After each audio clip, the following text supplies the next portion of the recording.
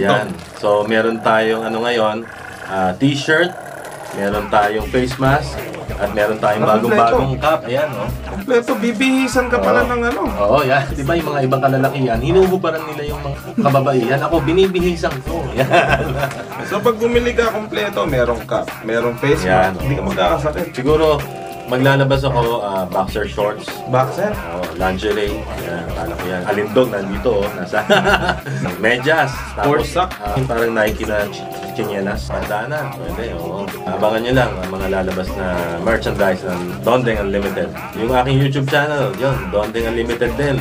Like, share, subscribe kayo. Hit nyo yung bell button para lagi updated sa mga bagong videos. Parang nakaisip ako ng ilalabas sa pangalan mo, Mapagmahal, tsaka Lindog. Yan. Flick G Dildo. Flick Gildo. Dildo. Sila Madkila, merong perfume, di ba? May perfume line. O ikaw naman, dildo.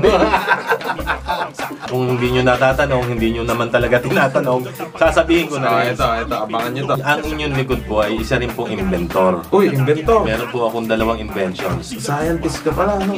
Magagamit natin sa pang-araw-araw na buhay. Ang una kong invention, or innovation, yun mas tamang term. Meron akong ginawang innovation sa toothbrush. Toothbrush? Anong maidudulot? Mapapadali ang proseso. Isa pang innovation na aking ginawa ay may kinalaman naman sa sombrero. Ano ang unang-unang nasisira sa sombrero? Strap. Yan, diba? So yan, meron tayong ginawang innovation. Okay. At sa visor, may ginawa tayong innovation, pati sa button. Hindi ka ba mag-iimbento ng damit na kusang nahuhubad? Pwede yan, pwede. Sa pamamagitan ng dila, mahuhubad na kaya. Salamat. Sir, alindog. Ano ba ang tamang alindog? O dondeng? Sa ngayon kasi, mas visible ang alindog. So, alindog. Maraming tumatawag sa akin ngayon, alindog. Pero kahit ano naman, pwede niyo akong tawagin. Alindog, San Judas, Dondeng, Mapagmahal. Baby, kahit ano. Baby. So, mga kaibigan, Dondeng, San Judas. Ayun na. So, maraming salamat. This is Flick G Bars.